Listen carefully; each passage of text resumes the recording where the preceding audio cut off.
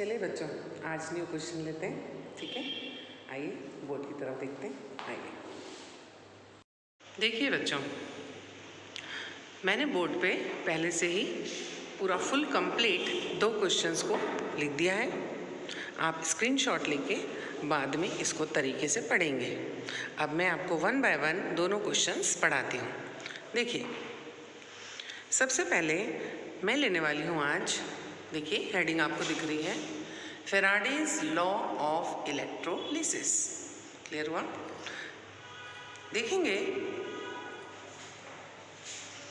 Faraday's law of electrolysis 2 है, एक है फर्स्ट लॉ और दूसरा है सेकंड लॉ। देख रहे हैं, और दोनों क्वेश्चंस अलग अलग आते हैं। ठीक है, क्योंकि 5 मार्क का एक क्वेश्चन बैठेगा तो हो सकता है 2 मार्क में या 2.5 मार्क में कोई भी लॉ पूछा जाए। आज तक कभी भी दोनों लॉज नहीं पूछे गए।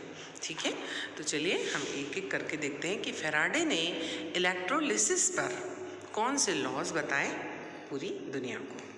ठीक है, देखिए सबसे पहले ये जो फर्स्ट लॉ है, इसमें मैं तुमको बताना चाहूँगी कि ये जो वेसल देख रहे हैं आप,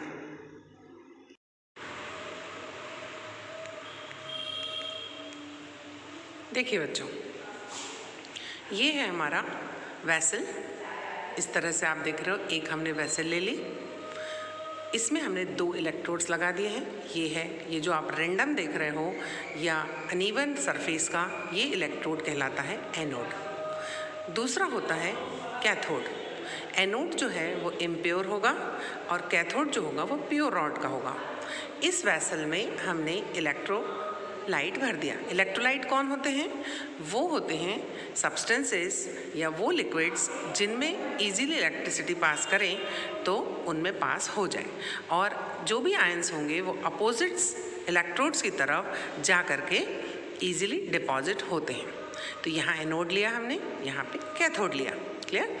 अब क्या होता है कि इसको हमने कनेक्ट कर दिया सर्किट से। प्लस को, क्योंकि एनोड क्या होता है प्लस, प्लस को प्लस टर्मिनल से, माइनस को माइनस टर्मिनल से हमने क्या किया, इसको कनेक्ट कर दिया। सर्किट कंप्लीट की।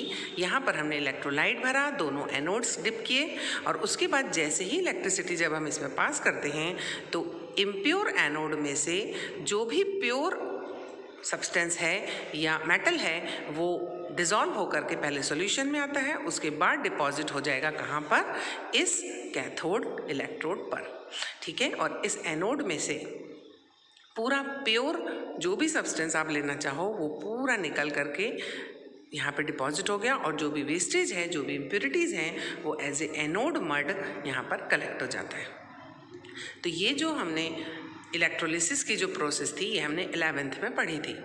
अब इसी इलेक्ट्रोलिसिस को हम आगे बताना चाहते हैं किसकी नज़र से, फेराडेज लॉ से। क्लियर? देखिए, फेराडेज ने इलेक्ट्रोलिसिस पर एक बात कही कि ये जो डिपॉजिट होने वाला मास है एम सब्सटेंस का, वो कॉपर हो सकता है, वो सिल्वर हो सकता है, जिंक हो सकता है, कुछ भी डिपेंड्स। ठीक, तो डिपॉजिट होने वाला जो मास है is directly proportional to Q.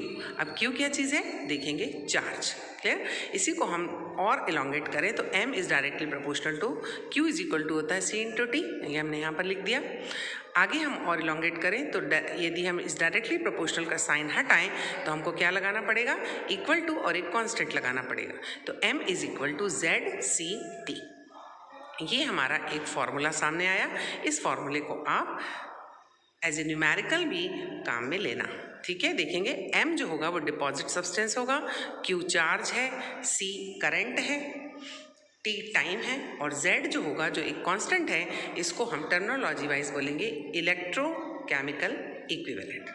ठीक है, तो आपने सीखा कि the amount of substance deposit at any electrode is directly proportional to the quantity means amount of electricity passed through during electrolysis। तो आप इन शॉर्ट एक बार फिर से समझेंगे कि जब आप वेसल में इलेक्ट्रोलिसिस करते हो तो एनोड में से जो भी प्योर सब्सटेंस है वो निकल करके कहाँ पर डिपॉजिट होगा, कैथोड पर डिपॉजिट होगा, और डिपॉजिट होने वाला जो मास है उस सब्सटेंस का वो किसके डायरेक्टली प्रोपोर्शनल होगा, Q के या C इंटू टी के, और यदि फाइनल फार्मूला हमने लगाया तो वो होगा M is equal to Z into C into T. और यदि हमने टाइम लिया कितना 1 सेकेंड और करंट कितनी ली 1 एम्पियर ली, ठीक है, तो M is equal to Z होगा। ये आप याद रखेंगे और इसी को कहते हैं फैराडेज फर्स्ट लॉ।